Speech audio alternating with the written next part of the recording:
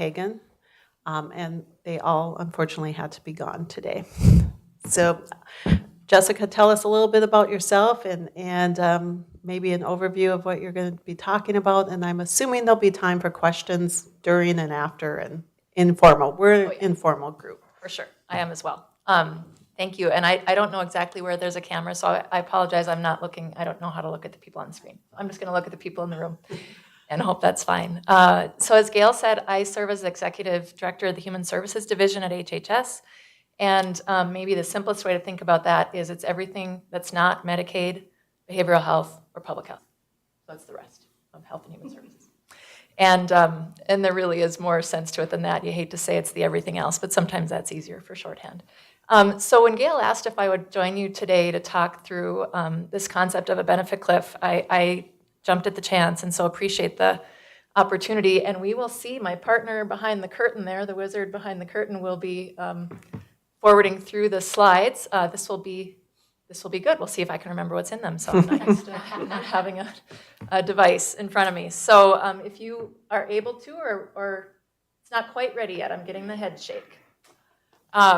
So I will just give you a little bit of a preview, and then we can skip through some of the early slides. So if you think about, thank you, perfect timing. You can go ahead and go to the next slide, thanks. So this is I guess if I had one underlying theme that I think about when I think about the work that the state does together with human service zones, it really is this idea of the foundations of well-being. And your team at the Human Service Zone really has that frontline connection to families as they think about how economic health, behavioral health, and physical health all tie together. And they're the threads of well-being for all of us. It doesn't matter where you live, it doesn't matter what your income is, it doesn't matter what your job is. This is what it means when you think about how's my family doing. It's typically these interconnected threads of economic, behavioral, and physical health. And so when you deconstruct the work that we do together, it really does boil down to this. Let's see, if we had a secret hand signal, like I'm going to say next slide, and usually we'll be switching even before I quit talking, so I'll do something like that. All right, and so this, again, I know most of you have been members of the Human Service Zone Board for a while, so this isn't new for you, but it's a way that we often talk with state elected officials about the partnership between the state and human service zones, particularly when it comes to economic assistance. And so you'll see here that it really is that woven in and out, that if you are an individual who lives in Cass County, you have experience with the zone directly, with the county directly, with the state, and that all, when it's working well, weaves together in a way that is seamless for the family to be able to get the resources they need to help their family meet their basic needs. And I'll be happy to provide this, Gail, as a PDF after if you want, if anybody wants as reference. But these are some of the ways that we try to help people understand the interconnectivity. Next slide, please. And then lastly, on the really the economic assistance side, if you think about it across the state, all of your colleagues in the other 18 human service zones, together we serve 154,000 North Dakotans, and that's unduplicated, unique individuals, whether it's with nutrition assistance, home energy assistance, medical assistance, any child care assistance. I mean, if you think about the impact that you have on the people, not only in your county, but across the state, it's pretty startling. Go ahead, next slide. I couldn't possibly go for a few minutes without talking about redesign, which has only been live now for a month and a half, but it really is an exciting inflection point, I think, of how we do all work better together. And it is, you'll see on the screen some of the reasons, some of the goals. 6 weeks in, I think all of us would agree that we haven't achieved all of our goals, but it's a pretty big project. I think we're seeing progress. And if you go to the next slide, I believe I have this one and then one more. So again, Cass County is part of the Southeast region. You're working together with some of your zone colleagues to even out workload, to really help have specialty units that can focus in on different elements of the work. It's pretty exciting. For it to be successful, all of us really do have to commit to working together. And I would say that across the state, many of the zones, maybe even most, I saw Kristen was on the call, but I think even most of the zones were already working together before we had go live. Really, go live meant the technology system went live, so that released live, the statewide customer support center went live, and then the support specialist role went live. So those were really the last pieces of this probably multi-year effort to think differently about eligibility. So we'll have a dashboard up here any day now that zones will have access to right along with the state, and it'll just give us some insight as to how the work's flowing through. It'll be, I think, important for all of us to get a sense of is it working well for our staff, for our citizens, all of those things. So we're excited to be able to roll those out. Next slide, please. All right, so the topic today, the idea of a benefit cliff, and I don't know how many of you are familiar with this concept. This is the definition I like, a sudden and often unexpected decrease in public benefits that can occur with a relatively small increase in earnings. So if you think about it, our intention anytime we have public assistance available to a family is really to help them get on their feet, help them find stability, help them be able to support their family, to build the life that they want. As your earnings go up, so maybe you get a promotion, you add more hours, you get a different job, there is a natural point when public assistance will be diminished. And that's what we want. That's how it's designed. So as your earned income goes up, the public assistance that's needed to make ends meet goes down. But there is that real tricky point where your earned income isn't going up fast enough to account for what can be a cliff-like drop in the benefits that are available to you. And I think of it as the household math any of us would do. This rarely, in our experience, and you can probably ask your own staff this as well, but rarely is this about someone trying to game the system to make sure that they can work less so they can get more for free. This is about them trying to figure out, if I actually lose my childcare assistance, if I take this raise, can we do it? It's about math. It's about arithmetic. And so for us, as policymakers and people involved in this work, our goal is to try to minimize the negative impact that could have. We don't want to create disincentives to work. That's like the last thing we want. So we're talking about the benefit cliff because we want to think about what can we do to make sure we don't unintentionally create disincentives to work. So that's the simplest way to think about it. You can go to the next slide. I might have already talked about a few things here. So again, why are we thinking about it? So it's not only at that individual level, but I will throw this out for you as well, knowing that many of you have a role that goes far beyond your work on the Human Service Zone. This is about workforce in our communities. It's about acknowledging that we need people to be active in every occupation, up and down the wage scale, for our communities to work. Our employers need it, our communities need it, large and small. And so anything that we do to make sure that there aren't disincentives to people being able to be in the labor force is good. It's good for the community and it's good for that household. So it really does have the micro and the macro benefit. Next slide, please. All right, so I'm going to talk about just a few things here. Who might be affected by a benefit cliff? Then we'll look at what are our state policies now, and then what are some options going forward. So you can go ahead to the next slide. This is an excerpt from a report that was done for the National Conference of State Legislatures. I can't read the text on the bottom to tell you what the title of the report is, but it's a report that they did in 2019 that studied the issue of benefit cliffs around the country. And I just put an excerpt on the screen of an interview. They did a number of interviews with people across the country, and I thought her comments were just very much what you would expect, the how it feels when you're trying to make your budget work, when your job is going well, your earnings are going up, and you're still feeling like you just can't figure out how to make it. That's a real frustrating place for a household to be. And so that's the place that all of us find ourselves in professionally, is to try to help people at that exact spot figure out how can you make work for you, because that's what you want for your family. Next slide, please. Here is a way that you can think about household income, and I wanted to have a few slides on household income because it's the foundation of just about everything we talk about when we're talking about economic well-being. To me, this can't be a meaningful discussion if it's abstracted. It has to be very concrete, very much about real jobs, real wages, real income. So again, I put this on the screen primarily as reference, and you can use it as you will, but these are some of the things we talk about. You hear us talk about federal poverty level, and then you hear us talk about state median income.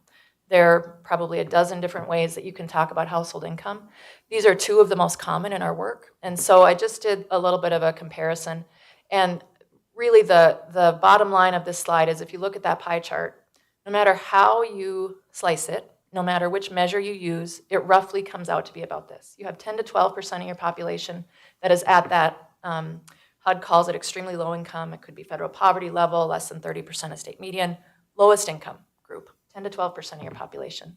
Then you have right around 38%, 38 to 40% that are in that right at the poverty level up to state median income. So think of that as your moderate, not quite to middle income group, but your working moderate income group of households. And then the orange pie, there's, if you think of state median income, which is the halfway point, the definition of median, about half your population is above state median. So you have half your population over the median, and then the bottom half is divided between roughly 10 to 12% roughly at that poverty level, and then 38 to 40% in that other group. Next slide, please. This is another way to think of it, and I apologize, I should have brought you printed copies, so I didn't realize the screens would be so far away, so I'm just going to interpret it verbally for you, and then you can have the real numbers in front of you later. And those of you online are at an advantage because you can zoom in on your screen all you want, so lucky for you. This is an income chart that I use pretty frequently, and what it does is it takes all of these different income cohorts, so if you look at the numbers, down the rows are household size of 1, 2, 3, or 4. And then across the columns, you'll see what does that mean at federal poverty level? What is it at 30% of state median, at 60, 85, and then I did 100 and 150%. And it gives you the annual income and then broken down by an hourly wage. So you'd convert that annual income to an hourly wage. And the one thing to note on here is when I do an hourly wage, to keep it simple, if you have 2 adults working in a household, you can combine their wage to get to that. So it really just takes your annual wage divided by 2,080, which is full-time work, and assumes that's your combined household wage. However you combine it, there's a million ways to combine it, but that's what it means. At the top, you'll see those blue bars. This gives you a shorthand way of thinking about what may households who are in these income cohorts have access to help them make ends meet. And so you'll see child care assistance goes the most deeply into working households, all the way up to 85% currently. Then you have home energy assistance, a little bit less, SNAP or food assistance, a little bit less, Medicaid, quite a bit less, and then TANF, very, very low income. There's been a lot of conversation about TANF and modernizing that program in the legislative session, which has been real good conversation to be part of. And thank you for your zone's role in that and the other zone colleagues around the state. Your voice has been really important in that for people in the TANF group. Next slide, please. Quick question. Yeah. The TANF was really based on the federal law that passed in the 90s, if I'm not mistaken. So really, has anything fundamentally changed since the 90s? No, it has not. In fact, the state law hasn't been updated since 1997, I think, since it was done. And most states are finding themselves in the same spot, that it really has been a generation where we've actually seen, I think we've seen across the state that TANF participation has decreased by 40% even in the last couple of years. The income is just too low, even for the lowest income people in the state to be able to qualify. And so it's time. It's time for us to modernize it and really help those almost all families with children, young children, find stability. So when I said I hate for things to be abstract, so this is kind of the centering slide I go back to all the time. This looks at the Job Service Occupational Report, and I believe this one it's the most recent I could find, so I think it's the 2021 data, and divides, shows you occupations by average earnings. And then the red numbers at the bottom are the number of people in the state who are employed in those occupations. And so if you have really good eyesight and you can read some of those occupations, you will see across the board, these are the jobs that make up our communities. And there's a wide range of wages that are available to people who have those occupations. When we are thinking about, if you could go back to the previous slide, please, for just a second. So if you're thinking about the income chart that I just showed you, and you're converting those occupations to these wages, typically what you'll see, if you're all the way up to that 60% of median income, so those first kind of 3 columns, and now if you go to the next slide again, and you look at these occupations, it roughly equates to the first 3 columns on here. And so if you're in the third column, which is that $20 to $28 an hour, that might be a single working adult with 1 or 2 children. But you could easily have 1 or 2 occupations in those first 2 columns and still quite comfortably be in that range of households who would likely be benefiting from some of the economic assistance that your team helps to process. So again, when you convert that kind of abstract concept of 60% of state median income to actual jobs in our community, it at least helps me really keep this grounded in what we're trying to do to help not only families, but our communities and our local employers make sure that they have productive workforce to engage with. And then the last thing I'll note on the bottom, and I think I have it in the title as well, 88% of the jobs in our labor market in the state pay an average of $35 an hour or less. All that means is there's a whole range of incomes. Not every job is a super high paying job. Every job's an important job. And so to think about what does it take for that household to be able to choose that work and do that work well and provide for their family is really part of the work that your team does. Next slide, please. What do I have next? All right, so this is, I put this in here again to help us think about household income. I talked about household math. You can look up, there's, I don't know how many thousands, when you Google this, like what is a household budget? Thousands of different ways to look at it. They almost all say just about the same thing. So this pie chart will look just about the same within a percentage point or two. If you take your own house and you figure out the stuff that you need to make it work, this is roughly how you would divide it up if it was ideal. And you'd say, well, I shouldn't spend any more than 30% of my gross income on housing. I shouldn't spend any more than 10 to 15% of my gross income on food. Like this would be how you would think about what your household needs. And I just noted here, since we are talking about work, we're talking about jobs, what do people look for when they're looking for a job? Do they like it? Are they good at it? Does it give them purpose? Is it available where they live? But income, what does it pay me? I need to feed my family. And so again, all of that job choice can't be thought of separate from income, from that arithmetic decision. Next slide, please.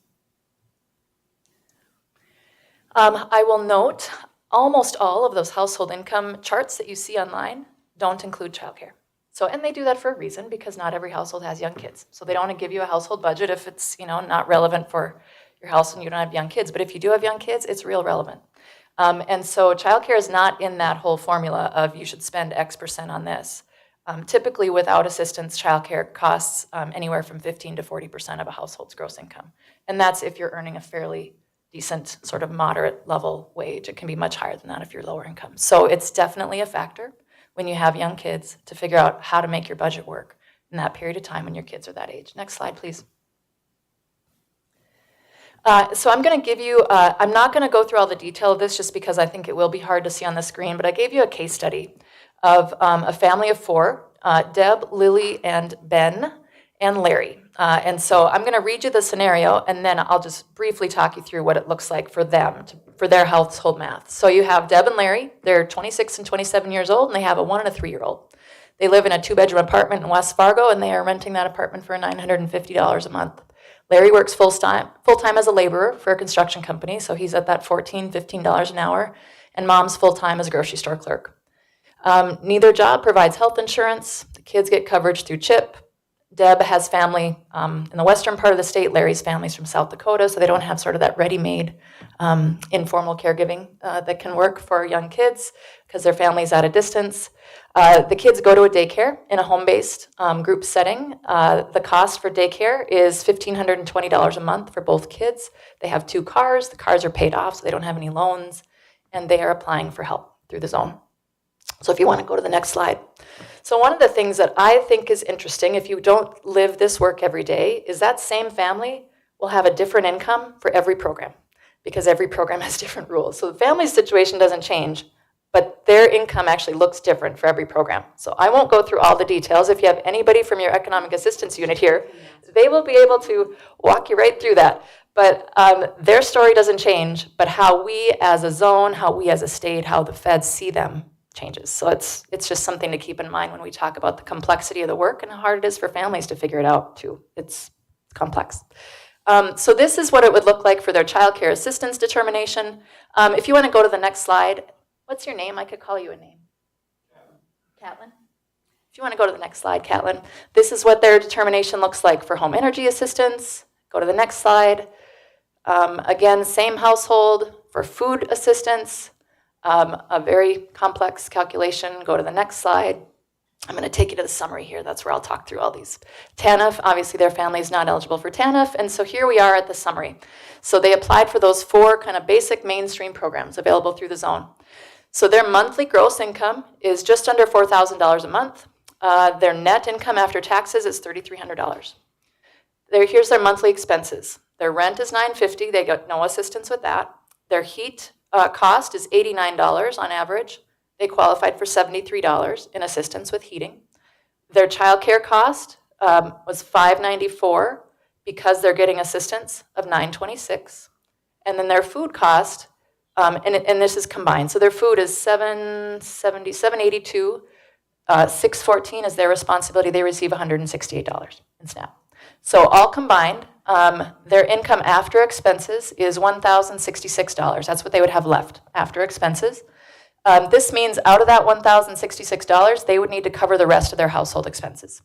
Any out-of-pocket medical, gasoline, vehicle costs, insurance, internet, phone, food costs over the assumed budget, which can be pretty modest if you really dig into what the thrifty food budget is, clothing and household items, and anything else the kids might need. So they have $1,000 left to do the rest of that, and that's with assistance. That's with them qualifying for SNAP, for LIHEAP, and for childcare. So they're definitely seeing a change. So if you go to the next slide, please, Catlin. This is what their budget looks like without economic assistance. So let's say they didn't apply. They just didn't know they could apply. And so they're just making it on their own. They would then, income after expenses is negative $102 before they do any of the stuff that was on the bottom, before anything the kids need, gas, internet, phone, insurance, healthcare, all of that. So they're not making it, bottom line. That would be tough for them. Somebody would likely not be able to work. They wouldn't be able to do childcare.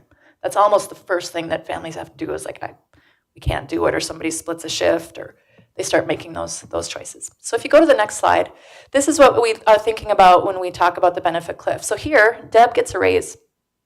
She got a pay raise of 50 cents an hour. So you'll see the change in their household income.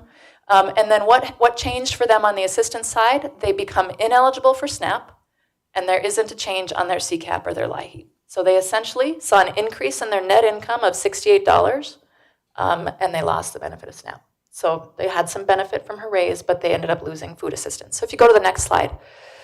So on the next slide, Larry gets a promotion. And so he gets promoted to a foreman from a laborer. And so his earnings go up. You'll see their income went up. They now lose both SNAP and child care assistance. They still do qualify for home energy assistance in this model. So again, you see the increase in their net income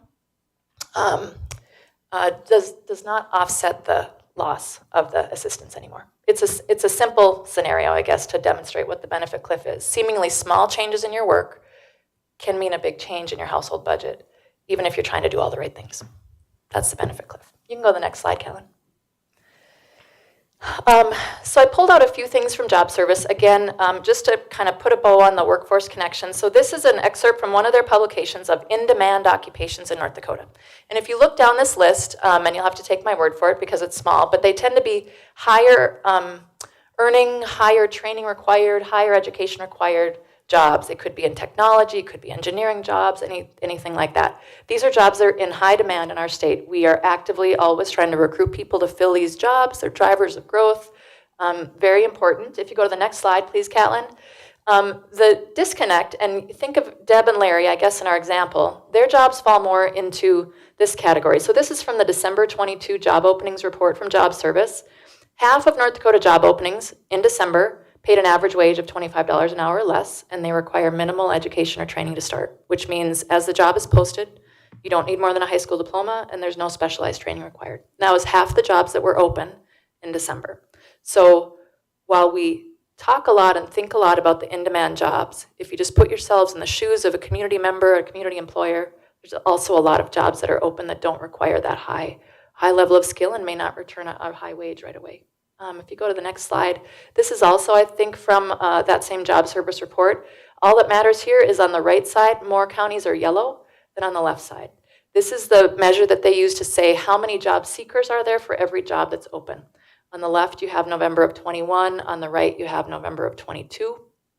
And what you'll see is the shortages in the labor force are not diminishing. That's really why I included this in here, that counties all across the state have way more jobs open than they have people seeking jobs.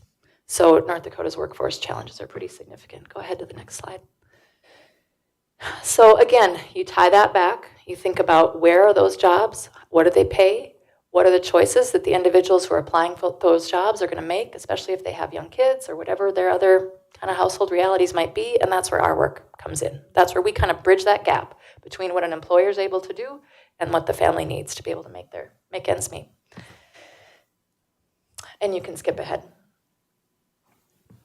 All right, so I will be pretty quick about my Bureau of Labor Statistics data, but this is another way to kind of make this real. And so there are a couple points that I'll call out for you. This all comes from the Consumer Expenditure Survey from the Bureau of Labor Statistics, and it basically shows you kind of income cohorts for our region. This isn't North Dakota specific, we didn't have that data, but for the Midwest region, this is where your income cohorts lie. If you go to the next slide, what I wanted to do is talk a little bit about the households who we work with most closely in economic assistance and in human service zones and with state HHS. And so I'm going to have to turn to the other screen so I can see these numbers, but I'm going to pull out a couple of things for you. This is so the colors here represent the different elements of household income. The green is wages and salaries. The orange, self-employment. Then you have Social Security and retirement. Interest, public assistance is red. Unemployment and workers' comp, veterans benefits, and other income. So you'll see, obviously, the green bar on every chart, no matter what your income range, is the biggest. Wages and earnings are the biggest source of income for everyone, no matter what your income range. And I'll just talk you through what the columns are because they're the same on every chart. So the first one is just the average for the whole population. So if you want an average, it's the first one. Then your first bar is $0 to $10,000. These are roughly 10 to 15% of the population each, so they're not quite a decile, but they're close. So less than $15,000 is your second column there. Then you have 15 to 30, 30 to 40,000, 40 to 50,000, 50 to 70,000, 70 to 100, 100 to 150, 150 to 200, and then over $200,000. So when you think about all of the people who live in our state and you were to divide up income and you think back to that pie chart where you had half over the median, and this is what that looks like in dollars and cents. So if you go to the next slide, Catlin, this is that same chart, just assuming, everybody's bar is what it is, 100%. So what's the proportion of it? Because it's easy to lose sight of the proportionality when there's such a disparity between the lowest income cohort and the highest. It's hard to see the trends. So here, assume 100% is 100%. Now, what is the percentage? And so you'll see in the lowest income groups, you'll notice, one thing you notice is the gray bar, which is Social Security and retirement, is much higher. And so that just tells you that, again, this data isn't split by age or by disability. But if you are someone whose income primarily comes from Social Security or disability or retirement, you tend to be in a lower income category. And so you'll see there that the earnings and the retirement and Social Security are flipped in those first couple of columns. But overall, once you get to households that are earning, even $30,000 a year, earnings from wages and salaries account for more than half of total income that you have available to your household. If you go to the next slide, please. Oh, the other thing I should note, you can see it here as well, so you don't need to flip back. The red, which is public assistance, you'll see that the highest percentage of your income, it happens, as you'd imagine, at the lowest income. But even there, the dollar amount that is available from public assistance tends to be less than $500 a month. It's not a huge dollar amount, but the lower your income, the bigger percentage it is, the bigger difference it makes. So again, kind of common sense, but it helps me at least to see it in a chart. So this is that same chart you just saw, but with actual dollar amounts. So like I said, in that $30,000 column, which is the 1, 2, 3, fourth one over, $19,000 of their total income comes from wages. That's roughly half of it. Whereas if you're in, one of the higher columns, that same percentage is roughly $100,000 to $200,000. So it gives you a sense of what resources are available to you, even if proportionally your elements of income are close to the same. You can go to the next slide. So this is what I take away from those slides, I guess. All households have roughly the same range of needs when it comes to being able to meet their family's needs. We all need to do roughly the same things. And then, as I mentioned earlier, most budget estimators just kind of hold childcare constant. So if you go to the next slide, Catlin, this is just taking a look at this pie chart in that same BLS data, same columns. So you'll see the second column there is your lowest income group. The farthest right is your highest income group. This shows you, and I'm going to talk to you about the colors here because this is what I think this was important to me the first time I looked at this. Food is the blue on the bottom. So it goes food, and then the next three together are housing. The orange is housing shelter, so it could be rent or mortgage. The gray is housing utilities, and then the yellow is housing other. Could be renovation costs or whatever you might need, repairs, things like that. The next blue up is clothing.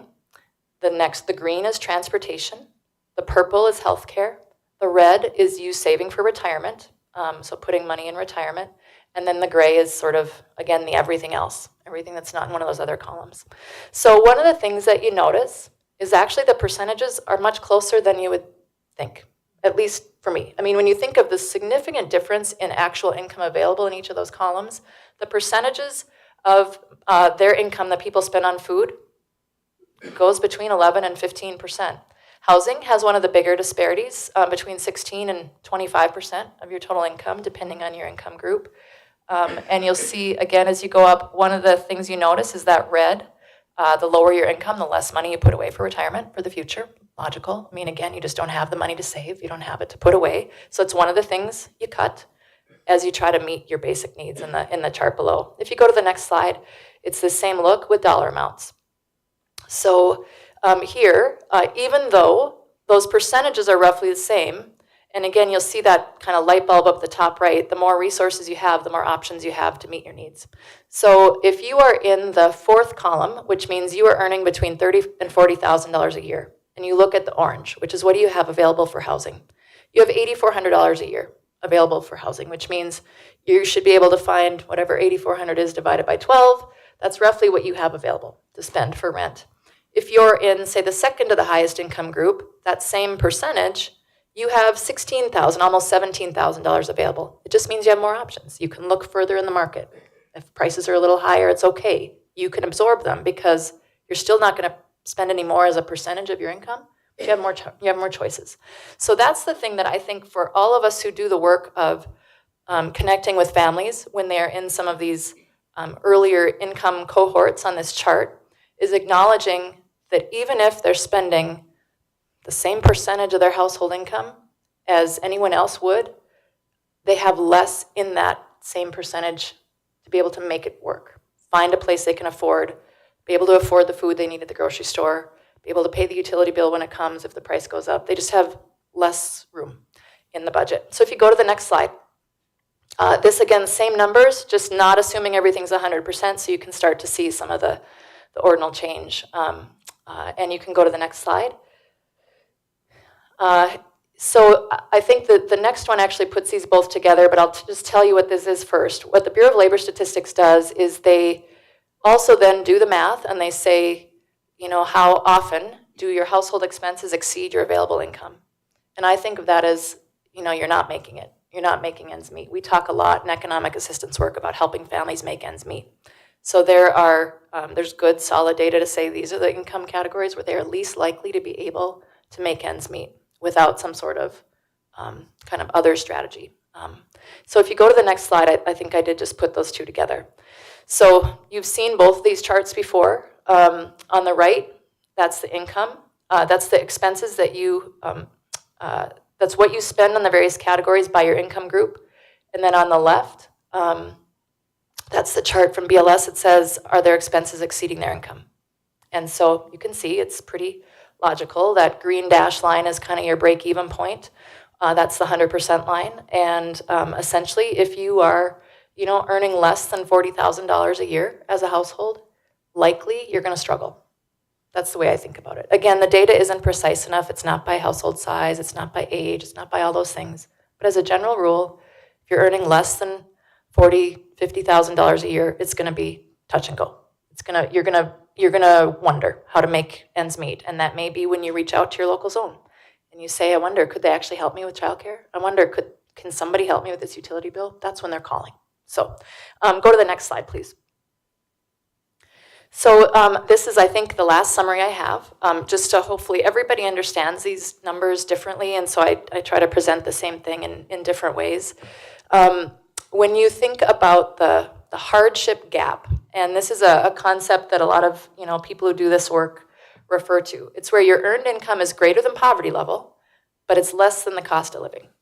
So you're working, but you're falling short of self-sufficiency even after you're supplementing with wages and public benefits. So when we think about the benefit cliff, that's really where we're looking. We're looking at that hardship gap because your income's starting to go up, but not quite fast enough to replace what you're losing. So if you go to the next slide, you can go ahead and go to the next one.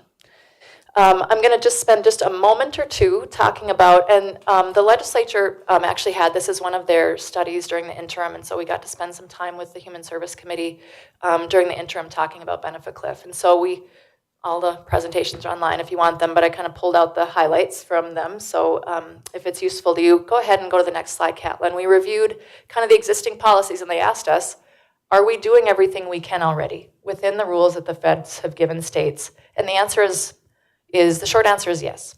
North Dakota has done a good job, I think, with the state policymakers and zone advocacy and the state to take advantage of every flexibility the feds give us. So there really isn't a ton of, there's not a ton of extra that we could do. Like our income limits aren't lower than the feds would require. You do like all of the exceptions that they allow. So you can skip ahead 2 slides, Catlin. This just goes by program, tells you yes. It kind of looks and proves that point. You can go ahead and go to the next slide. These are just some of the things from that National Conference of State Legislatures report, where they said, so what can you do then? If you've really taken advantage of everything that the federal rules allow, what can you do? And so you can go on to the next slide. There are a number of things, and no one thing alone will make all the difference, but it's really thinking about it holistically that I think is our approach together. So, the short-term things, phasing out benefits slowly, try to avoid the cliff, make it a ramp. You often hear people talk about a benefit ramp, not a cliff. Extending certification periods, use sliding fee scales. One of the things that we'd love to pursue is to make sure that people in our state have access to an online budgeting tool that just helps them run the numbers. They're complicated numbers to run. And so there are a few national groups who will do these calculators with your own state rules, because every state's rules are a little different. So we'd like to try to partner with one of them and get North Dakota. So if you go to that site, you can click North Dakota and our own state rules would show up, and you as a family would say, what does this mean for me? So it's one of the simple things that we want to empower the people we work with to be able to think about how to plan ahead as they're thinking about their family. You can do things like raising eligibility limits, changing other eligibility standards.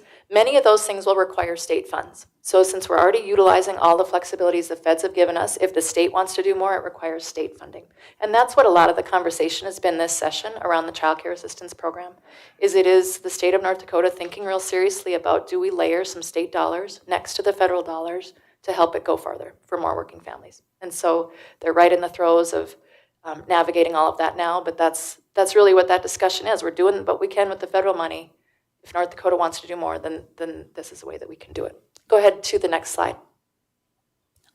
We're doing a lot of conversation. I think I talked earlier about the TANF program, so I'll skip ahead to the next slide. And I think you can skip one more. Would love to talk with you about that TANF work some other time. I'll spend just a moment here.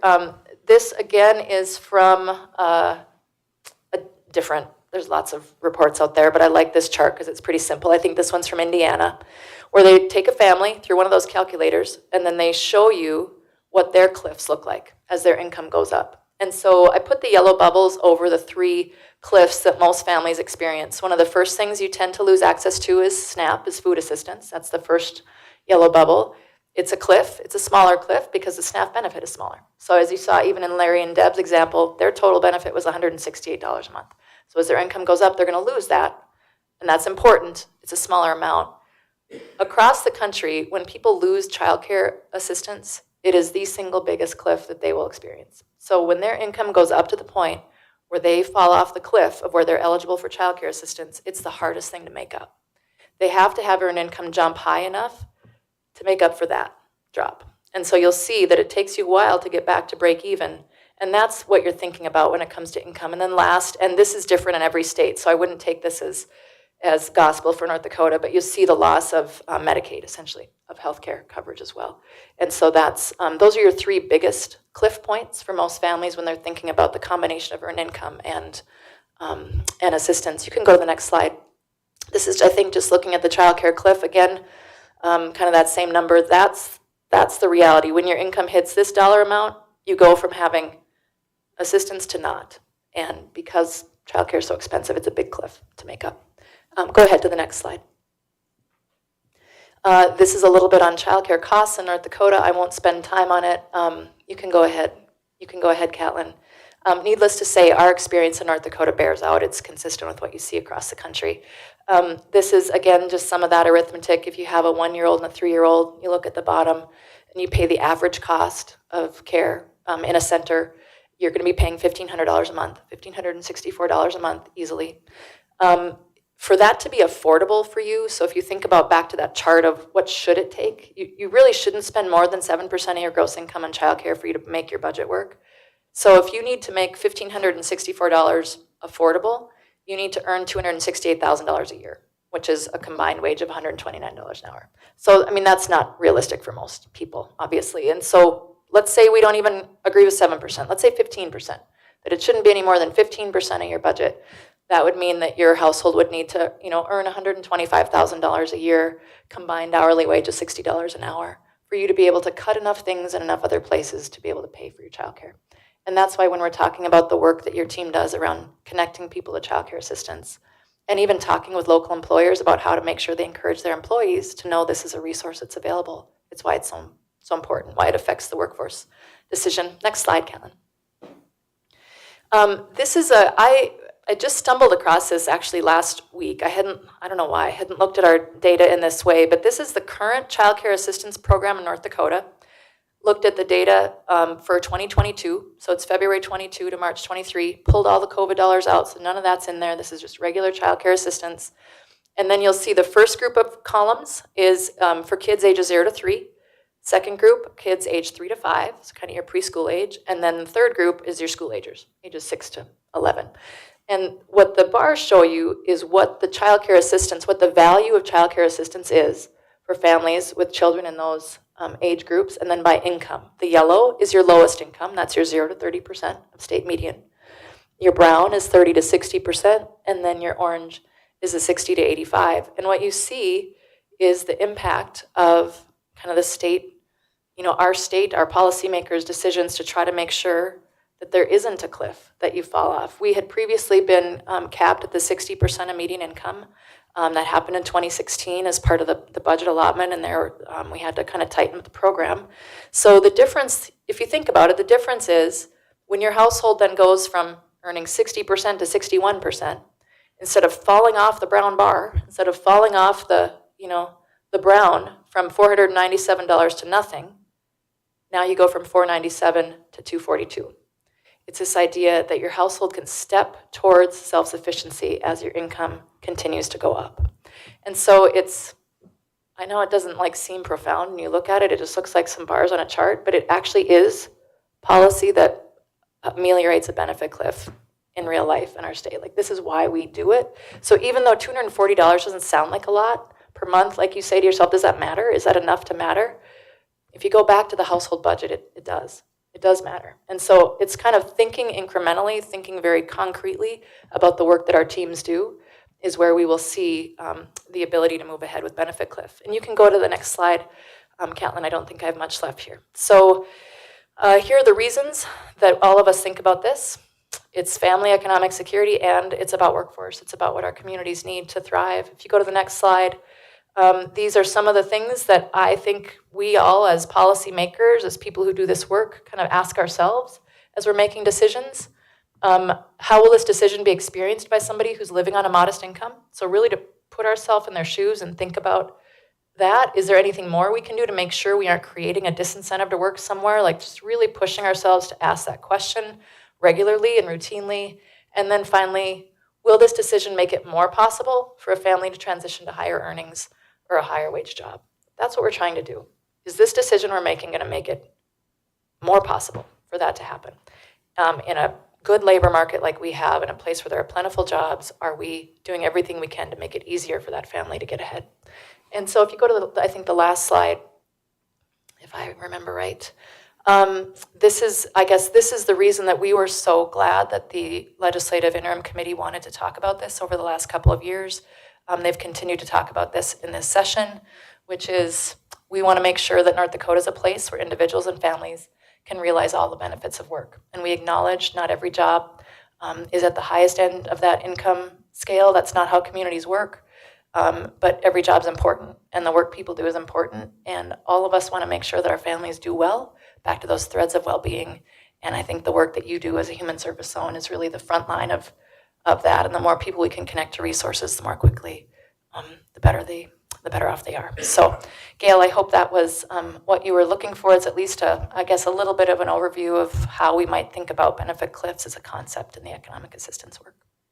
Yeah, Jessica, that was great. I hear something more every time that we can look at internally in the zones, but I'm opening it up to any questions or comments that anybody may have, either online, raise your hand, or speak out, or in the room. Anything? If, Well, I thought I saw. This is Rick. Go ahead, Rick. Yeah, so a lot of good information. Jessica, appreciate it. I think, hopefully we'll send those slides out Yep. to Gail so she can disseminate those to the entirety of the board. The one thing you did hit on, though, which I still think we lose sight of, is you kind of paraphrased this early on. This is about workforce. And, I look at all the numbers as far as income and what is poverty level and 100%, that type of thing. And I'm thinking, it seems to me a lot more responsibility should fall on the employers to actually pay their employees. Perhaps a good wage that should work much more towards attracting people to the state than having the state trying to pick up this gap. They work in tandem. I get it, but it's a partnership. But when I saw your different numbers with regard to income levels from your working jobs, it seems to me like the private sector needs to pick it up here. That's my thought. Thank you, Rick, for the comment and question. It has certainly been a topic of discussion. This would not be the first time that I've had that question or talked about it. And so I will just say two things that maybe help a little.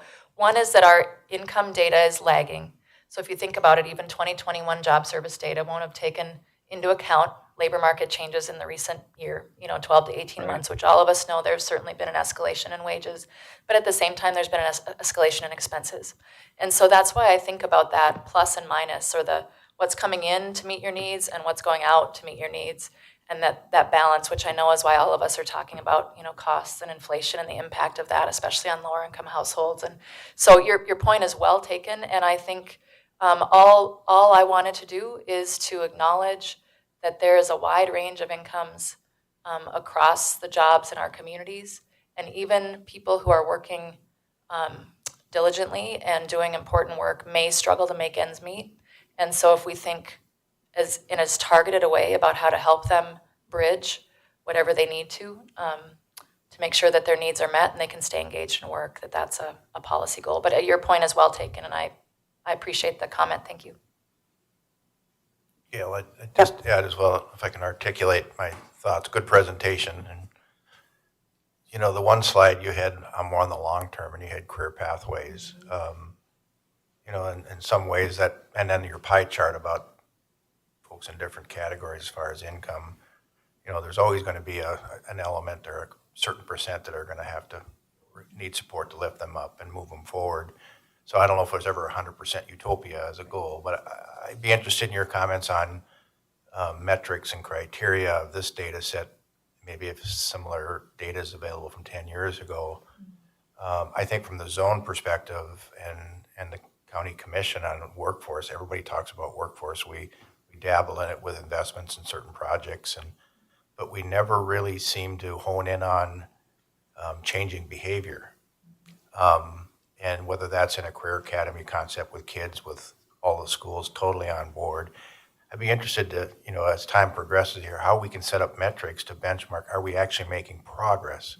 Because much of what the Human Service Department does is maintain and manage under the resources available to help people.